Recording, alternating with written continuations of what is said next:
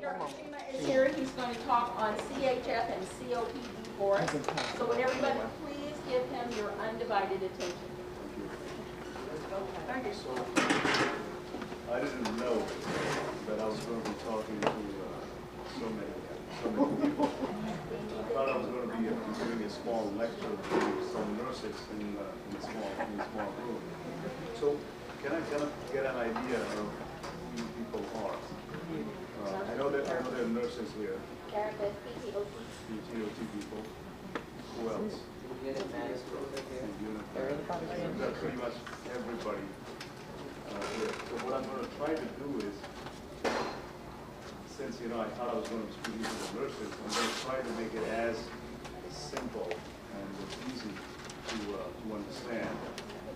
And I will give some tips to the nurses. The major reason that you guys want to become familiar with this particular diagnosis, with this particular disease, is because it affects a lot of the American population, and it's one of the most preventable causes of hospital admissions. And again, it's one of the most commonest causes of preventing the patients to get readmitted from the nursing homes.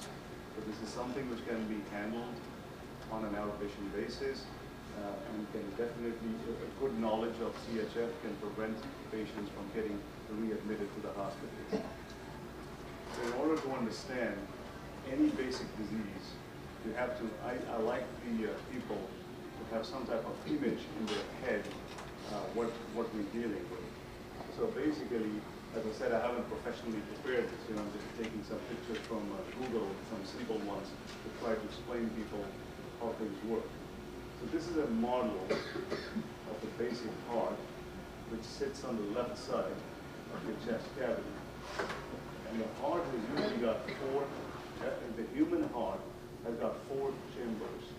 It's got a chamber on the top, the left side.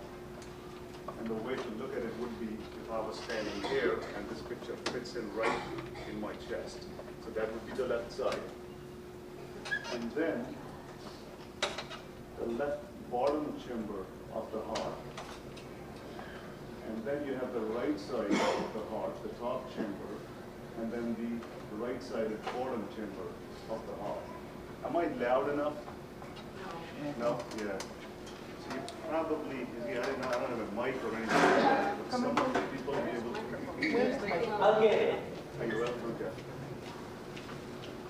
The physics of sound is that when you speak like this, it goes that way. It doesn't go backwards.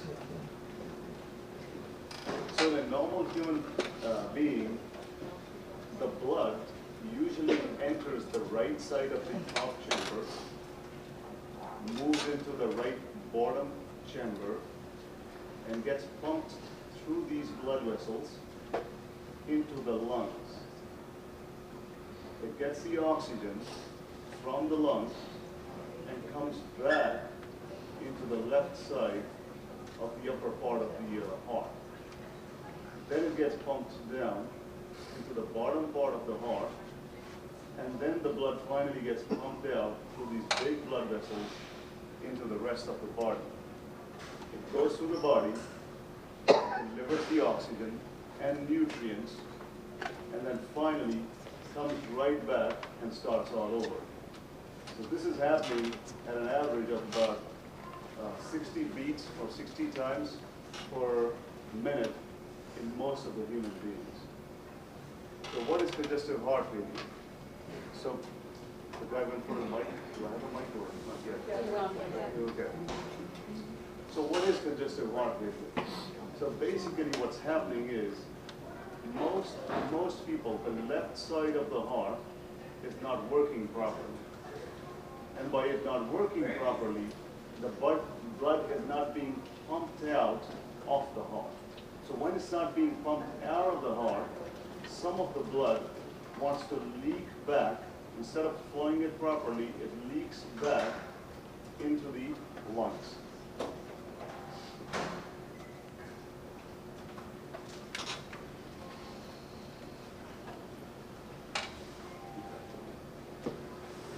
So when this blood leaks back into the lungs, it causes the fluid to start building up into the, so it starts, can you guys hear me now? No. Is this better? More? Turn it Yeah, up. maybe. Hold up. So, we're good? Okay. So when the blood on the left side of the heart is not being pumped out properly, it starts leaking back into the lungs. When it starts leaking back into the lungs, the oxygenation, the process where the lungs exchange the oxygen and carbon dioxide doesn't happen properly. So once it doesn't happen properly, people will start feeling like they're short of breath. And one of the differentiating features between other lung diseases and congestive heart failure would be if a person is lying down, the fluid will move across the whole lung. So they will get more short of breath lying down compared to when they're sitting up. So if you have a person who's short of breath and he tells you, well, you have to ask them, of course, they don't tell you these things. They will tell you that they're more short of breath lying down compared to when they're sitting up. So as soon as they sit up, the fluid moves to the bottom part of the lungs. The top part of the lungs, they feel they're emptied out, and they're able to breathe a lot better. A person who has an exacerbation or worsening of other lung conditions like asthma or COPD will not be able to tell any difference when they're lying down or if they are standing up or sitting up. The other thing which will happen is once that fluid piles up back into the lungs, some of the fluid will start piling back into the right side of the heart. And once the fluid starts piling up into the right side of the heart, then it starts piling back where it came from is these blood vessels here. So what are you going to see? What you're going to see is, remember this blood vessel here is bringing the blood back from the bottom part of the body. The blood vessel on the top is bringing the blood back from the top part of the body, from the head and neck and the upper arms.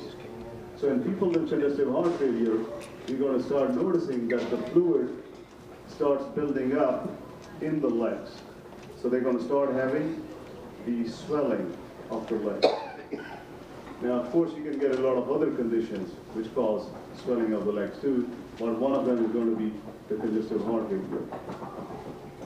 These patients usually, one of the symptoms or one of the characteristics is they'll have difficulty with breathing lying down. They feel a little bit better when they're sitting up. They will have difficulty with breathing when they try to exert themselves. And usually they will have leg swelling. Leg swelling is very important for the nurses to notice because that's the way you can differentiate or you can tell a patient may be going into congestive heart failure before anything else happens. The other thing that you want to do is, of course, when they're piling up the fluid, they're still drinking the same amount. So one of the things which helps us differentiate or figure out congestive heart failure in an early phase is the amount of the weight that the patient has gained. So if you weigh the patients on a daily basis, if a person has gained more than 3 pounds over the 2 or 3 or 4 days, it means they are piling up fluid somewhere, and it could be the congestive heart failure. Most of these people with congestive heart failure usually will not have cough. And that's another way you'll be able to differentiate that the breathing problem is either from the heart or not from the heart. So let me say it again. So people with congestive heart failure usually will not have a cough. Now people with COPD, asthma, or chronic bronchitis, or if they're getting a bad cold, usually will have some type of cough. So what are the types of congestive heart failure?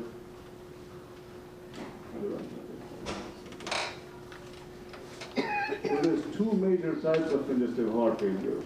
And most of you, if you're interested, you will you usually see a patient who's got a diagnosis of congestive heart failure should have an echocardiogram report, either from the hospital or from the, you guys don't do those here, do you? So it should be from the hospital or from a cardiologist's office. Not even echocardiogram. We can, yes. They do come in here to do that. So most of these people who have a diagnosis of congestive heart failure should have some type of echocardiogram in their charts or in their records. And with the echo, what you do is they pass sound waves through your chest cavity, and then they look at the reflection of these sound waves, and they're able to make an image of the heart. Just like they check for the babies, when the baby, I'm sure you've had babies and you've seen those ultrasound reports and how they look like, but that's pretty much what it is. And the two things that it tells you is, it tells you the shape of the heart, and it also tells you the valves of the heart.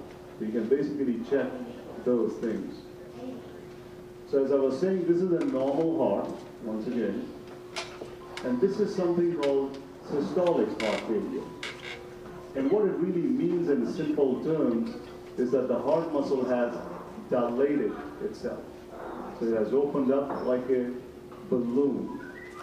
So now when the blood comes in this chamber right here, most of it doesn't get pumped out. So some of the blood keeps on staying here, keeps on pooling up, and of course then it back goes into the lung and it causes shortness of breath. But the whole chamber is dilated. If you do an echocardiogram, you'll be able to see it immediately.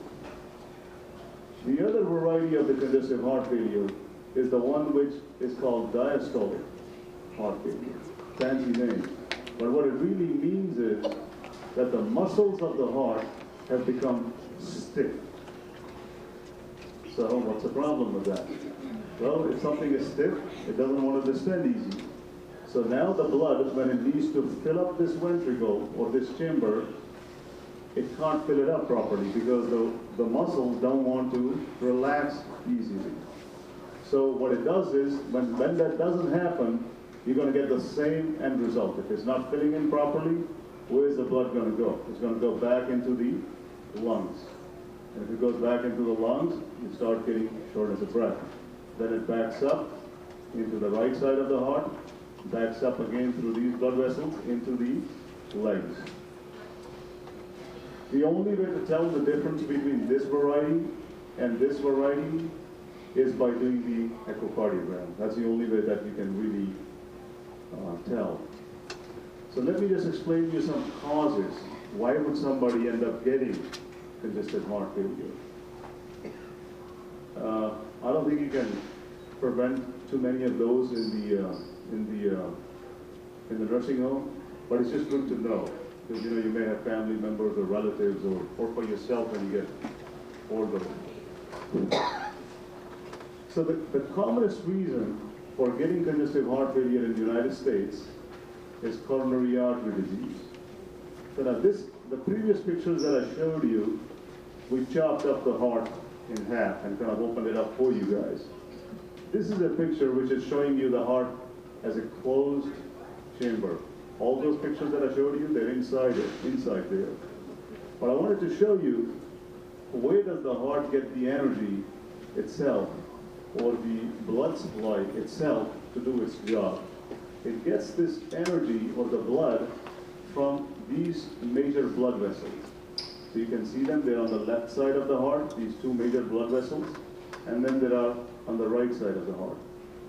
Now with smoking, long-standing diabetes, high cholesterol, lack of exercise, and just genes, which means who you are and who your parents were, some people start getting blockages in these blood vessels.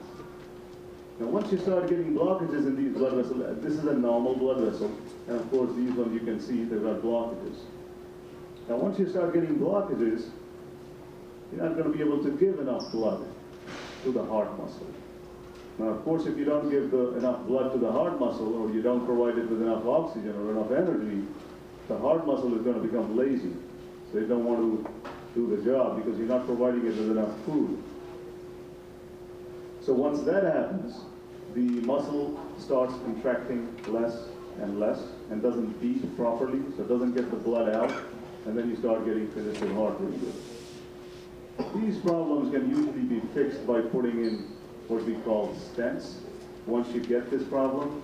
But in order to prevent this problem from happening, you take care of somebody's cholesterol properly, you make sure they don't smoke, and you take care of patients' diabetes and regular exercise. Also, once in a while what will happen is the blood vessels, if they block, one of these cholesterol plaques or one of these cholesterol deposits will break off from the blood vessel. And once it breaks off from the blood vessel, it will cause an obstruction to the blood vessel. And once your blood vessel gets obstructed, the part of the heart, supposing your blood vessel gets obstructed right here, now this part of the heart, which was supposed to be getting blood from here, will die out. And what do we call that? We call that a heart attack. So another common reason for developing congestive heart failure is that the part of the heart has died off. So once it dies off, it does not recover. So what happens to it? It scars off. So once it scars off, it's not a muscle anymore. If it's not a muscle anymore, it's not going to contract. So now you have a heart which has got part of the muscle which has died off and it's just not beating. So that's another cause of congestive heart failure. What are the other causes? The other cause in the United States is valve disorder. So each chamber has got these specific valves attached to it. And why do we use valves? Just like the taps, you know, when we open the water in the sink, we just don't want the water to be going backwards. So most of these valves, their only job is to make sure the blood flows one way. So I'll give you an example. So if you had blood in this chamber here, you see how the shape of the valve is? So it will allow the blood to move from this chamber that way. But once this muscle relaxes, the valve will close and will prevent the blood from flowing backwards. Now if this valve, for some reason, was damaged and started leaking, so now what will happen is some of the blood will start leaking back into this chamber. And if the valve is leaking for years, over a period of time, the whole chamber will become dilated or will become weak because now it has to work extra. So just like you guys do, I don't know, 8-hour shifts or 12-hour shifts. So if we now start making you do, I don't know, 18-hour shifts persistently, sooner or later, you will burn out. So the same thing happens to the heart muscle. It kind of burns out. Now, again, as I had told you, these type of disorders can be easily picked up on the echocardiograms. And then the echocardiograms, then of course the surgeons will go ahead and they will fix these valves. Usually you won't have that problem urgently overnight in a patient who is staying here at the nursing home. It happens in people or slowly over a period of time. The other reasons people get congestive heart failure is, as I explained, when the blood comes into this chamber, it gets pumped to the rest of the body. And when it gets pumped to the rest of the body, this muscle here has to produce a pressure for the blood to move out. And that's actually called the regular blood pressure that you guys can measure by just checking people's blood pressure. So if that pressure is extremely high and stays high for a long period of time, that puts extra stress on this muscle. So what will happen? So this muscle now, we all know what happens when people lift weights. The muscles become nice and thick. Unfortunately, that's not good for the heart if that happens, but that's what happens. If the pressures are high and the heart has to pump harder and harder every time it beats, this muscle here is going to become extremely thick. Now, when the muscle becomes extremely thick, it also becomes stiff. And stiffness is bad for the heart, because then it doesn't fill in properly and you get congestive heart failure. The other people whose muscles become stiff are people who are diabetic, and sometimes it also happens just by getting older. So if you put enough years on you, the chances are some of us will have stiff heart muscles. So these are the major. Now, there's a couple of other things too which do cause damage to the heart muscle. It's people who are using drugs like cocaine or similar amphetamines or related type of medications which will make the muscle of the heart weaker. And actually, I think one of the very common ones is, nobody realizes this, is alcohol. So alcohol in in higher amounts has been linked with causing toxicity to the heart muscle, and over a period of time will weaken the heart. Now, luckily, that's a reversible cause. So if somebody has congestive heart failure and they've been drinking too much, if you stop their drinking, the chances are they can get recovery of their heart muscle. The other uncommon cause for having this type of problem with which affects the heart muscles would be infections. They're rare, but you can get viral infections, bacterial infections, which can sometimes lead to weakness of the heart muscle. And having said all that, what are the important things that you as nursing staff need to know about congestive heart failure? So something which puts excessive stress on the heart is the amount of the salt that people consume. Because the salt, as we know from, chemistry from high school, creates something which is called an osmotic pressure. So whenever there's going to be salt, it wants to stick around with water. So now if somebody consumes extra amount of salt, they're actually going to hold on to water in their body. So the amount which is recommended for these type of patients is about 2 grams of salt, to limit it to 2 grams of salt a day. And I know you guys have an excellent dietary department here. He's not here. So I'm here. Oh yeah, right at the back. So I'm sure that the food he's preparing for these people contains a total of less than 2 grams a day. And that's actually a very, very effective approach in preventing exacerbation of congestive heart failure. I think the problem is what people do is they will eat the food and then they will get hold of other things, which either their relatives are bringing in or from outside, which includes a bag of chips maybe, and what do you call those? Pretzels, they're salted. So salt is a major no-no. I also believe in educating people, the patients, about how to look at the food labels. And let me just give you some tips on that, which you could use outside. Every food product which is sold in the United States, other than natural fruits and vegetables, do have to have an FDA label attached to it, which has to report the amount of the salt which is in it. And the way the salt is reported is by sodium. And the chemical formula for that is Na. So if you look at any food label on chips or biscuits or anything, it will tell you the amount of the sodium that it has. It will tell you how many milligrams of sodium does it have. Unfortunately, none of you are going to remember what is the amount which is right and how do you calculate it over a period of a day to figure out what's right. It's too complicated.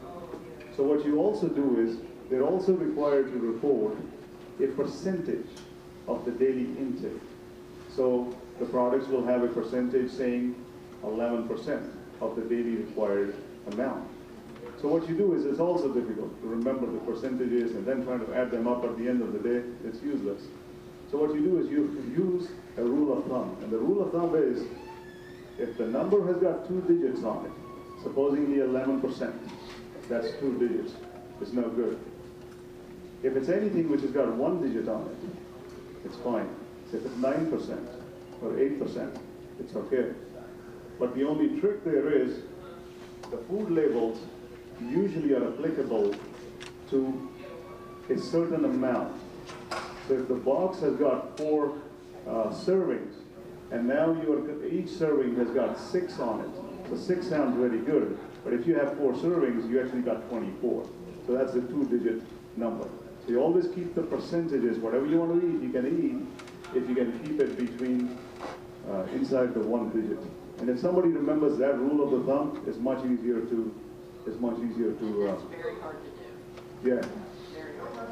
Yeah, it's very hard to do, but again, it's not that important for people who are normal, but people who have congestive heart failure, it's definitely worth it because it can prevent some unnecessary admissions. And it's a really bad feeling when somebody goes into congestive heart failure. They get a feeling of suffocation. So it's actually exactly if somebody was trying to drown you. That's how they feel. It's very hard for us to imagine how a person feels when they have it, but they're actually drowning. Anyway. So the other thing would be the daily weights. The daily weights, and anybody who gains a weight of about 3 pounds, that should be the cutoff to alert that this person might be going into congestive heart failure. The other one would be, of course, if somebody's short of breath, feeling their legs, you press against the skin on top of the shin bone, and you leave it pressed for about a few seconds, and then when you let go, you're going to find out if they're holding any fluid or not. The treatments of the congestive heart failure, of course, usually involves some type of diuretics.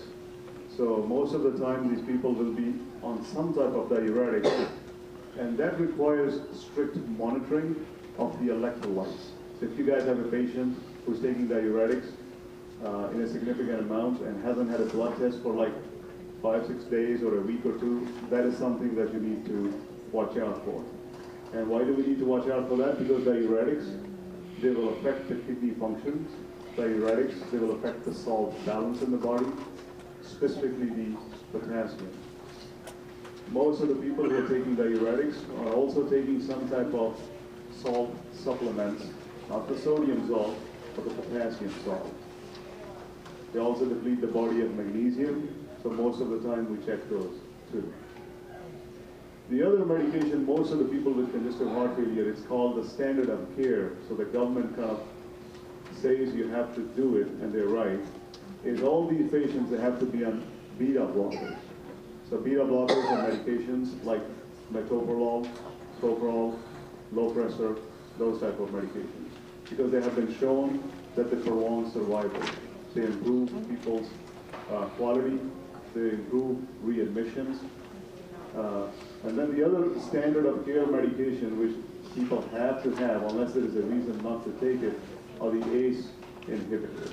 And the ACE inhibitors, familiar to the nursing staff, would be the lisinopril, fasinopril, those type of medications. They have also been shown to increase the survival.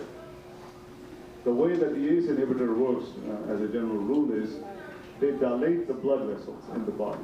So when they dilate the blood vessels, all blood vessels in the body, they decrease the resistance to the flow. So it makes it easier for the muscle to pump the blood out.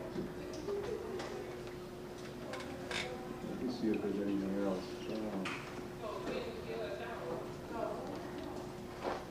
Well, any basic questions? I know that the standard of care is an ACE inhibitor. If they don't tolerate ACE, say there's failure or something, they use the ARBs. And what is the difference between those two drugs? They both have the same function in congestive heart failure? I mean, so that we choose Diaban, do you use that more in like a renal failure patient, or but they do the same thing? Or? So the question is that, as I said, the standard of care is to use the ACE inhibitors, which is a category of drugs. She's saying that there are some other drugs which are called ARBs, and she gave some examples, like losartan and Diaban, and she wants to know what's the difference and why do we want to use one versus the other. So ACE inhibitors historically have been very, very cheap. So you can probably go to the Walmart and get them for $4 for a month or $2 for a month. And I think the public might even give it to you for free. So they've been known to mankind for a long time. All the initial studies which were done on the congestive heart failure were done on ACE inhibitors. So there is a proven data that they work. The only reason to use the other medications, the ones that you mentioned, would be if somebody is getting a side effect from the ACE inhibitor. So one of the commonest side effects, which happens in 10% of the white population, is cough. So you have these people who are taking ACE inhibitors, and now they start getting a tickle in the throat, and they start getting a cough. If a person develops that particular side effect, that's the only reason to switch them over to the Divan. Or if somebody develops any odd type of side effect which is unpredictable. As far as their efficacy, they're pretty much similar efficacy, but the newer medications that you mentioned, they are much more expensive. The side effect profile on the kidneys is about the same, so it doesn't make any difference. Does that answer? Yeah, yeah. I see so many patients on it, I'm thinking, how could they all make that choice to put them all on valsartan rather than an ACE, you know? Yeah, so the only choice would be that I would always go with ACE first, Right. but if there was a side effect or there were problems, you would switch to the other ones. Yes. I know a lot of the prevention is nursing when we're working with a patient and they start getting a short breath. We may call you because we hear something in their lungs and we may get an order for Lasix, IV push, and then potassium recover. What else can we do? So most of the time when you are in a situation of that kind, the important thing is to figure out why is the patient short of breath. Are they having shortness of breath because they are in congestive heart failure? Or are they having shortness of breath because it's a COPD or asthma exacerbation? So the assessment Or- that you said was laying down? Yeah, so let me get to it. Or are they actually having some type of heart attack or something of that kind, which is getting them to be short of breath? Or are they getting a blood clot thrown into the lung? So these would be like 4 or 5 major reasons why people would be short of breath. So here's the differentiating factors. A person who has a COPD exacerbation or a chronic bronchitis issue and now is getting short of breath because of that, usually will have cough as one of their symptoms. There will also be, the shortness of breath will be associated with some coughing, with maybe some phlegm production. They will also have wheezing when you listen to their lungs. They will have bad wheezing, most of the time bilaterally. The people with congestive heart failure, usually you will see they may have gained some weight. They may have swelling in their legs, and they will have crackles when you listen to the lungs. So crackles are like, if you take both your hair, let me see if I can come up with an example. So crackles are more like if you take your hairs and you rub them next to each other, right next to your ears, hard. The sound that happens is usually crackles, and it's happening because there's fluid sitting in the lungs. So if it is congestive heart failure, usually they will respond very nicely to the Lasix. So if you give them a shot of Lasix, which is about 40 to 60 or 80 milligrams, and they start peeing, you should get immediate results. So they should be within half an hour, you should be able to see, or within an hour, you should be able to see that they're feeling a lot better. Of course, you can ask them in the history, is your shortness of breath worse when you're lying down versus when you're sitting up, and that kind of helps you differentiate. The blood clots are the most trickiest ones to catch because they're not very obvious, but the way to catch the blood clots is to have a suspicion that the person may have a blood clot. So they're very common in people who have had surgeries done. So you get a lot of people from the hospitals who come down for had knee replacement, had some type of prostate surgery, or had any other major abdominal surgery. So having a high suspicion that the person could have blood clot. And usually the other differentiating feature with the blood clots is, you know, a nurse rams on the patient and he's fine, he's doing okay. And then all of a sudden, within 5 minutes or 10 minutes, he just became immediately short of breath. So there's not really too many things which would cause that, except that he had a clot, and now the clot moved and went into his lungs. So the acuteness, how fast it happens, would be that. The COPD usually is the slowest one.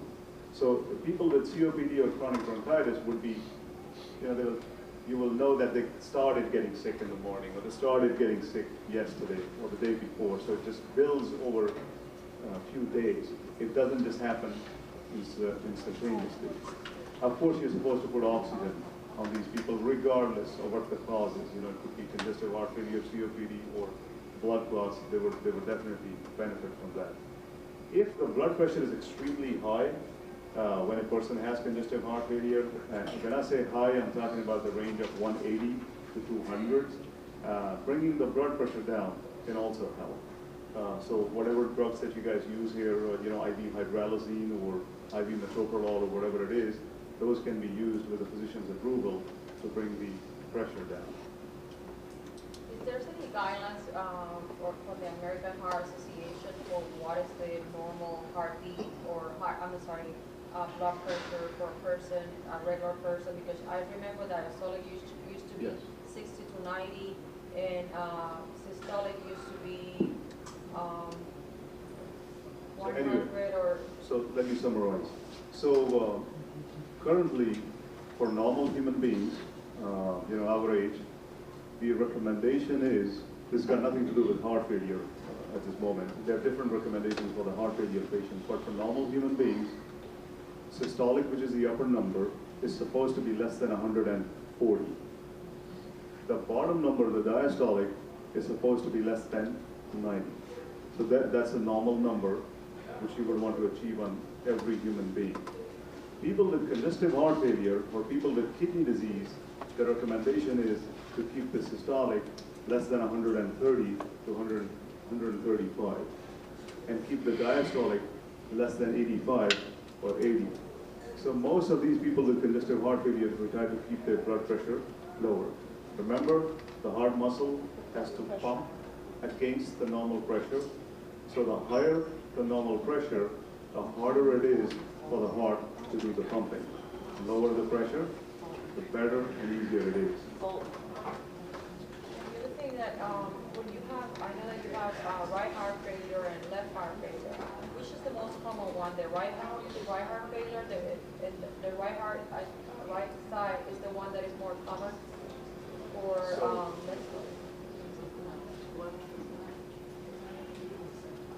Much boring.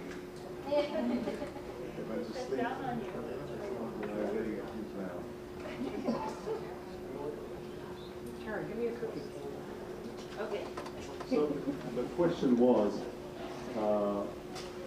somebody has heard that there is a right-sided congestive heart failure, and then there is a left-sided congestive heart failure. So of course, when I started off, I explained that that's the left part of the heart, that's the right part of the heart. There are diseases which will lead to one-sided heart failure. There are diseases which would lead to only the right-sided failure. There are diseases which will lead to both sides to fail. So let me give you an example. So if you had this valve became very tight, what if you got a heart attack which affected this particular muscle? You're going to get left-sided heart failure. If you have left-sided heart failure for a long period of time, it's going to go back, the pressure's in the lung, it's going to reflect back on the right side of the heart, and eventually you will develop the right-sided heart failure too. So which one is more common? Most common in the United States would be the left-sided heart failure. The right one is a little bit less common, but eventually they're connected. because the left side of the heart, over a period of time, would affect the right side of the heart. The right-sided heart failure sometimes will happen independently of the left side, usually uncommon, but would happen with valve diseases. So if this valve was bad, but if this valve was leaking, or if this valve was leaking, but if the valve was too tight and the blood could not move through, you would get the right-sided heart failure.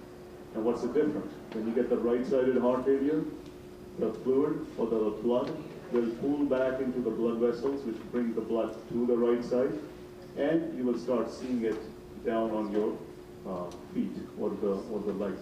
So these people with the right side will have more swelling of the legs. Is it common too that you can have also swelling on the left side, or is mostly when you have the right side affected is the one that you see more leg swelling? Because I remember from school, and also they say that one of them gets more anorexic, and there's like a, kind of like a different symptoms on the signs. So yes. So what happens is, as I said, if somebody has left-sided heart failure over a long period of time, the blood will pool back into the lungs, and then finally from the lungs it will start pulling back on the right side. Now the right side, of course, over a period of time, initially will try to compensate, but over a period of time, long-standing time, will also fail. So then you will start getting the blood which is pulling back into these blood vessels. Now this particular blood vessel right here is connected to the big blood vessel which comes down from the belly and goes through a big organ right here, which is the liver. So what happens is if you have the right-sided heart failure for a long period of time, that fluid backs up into the liver. Of course, it also backs up into the legs too. So once the fluid starts backing up into the liver swells up. And one of the things which happens is you lose your appetite. So yes, you're right. If you have right-sided heart failure over a long period of time, you are going to start losing the appetite from that.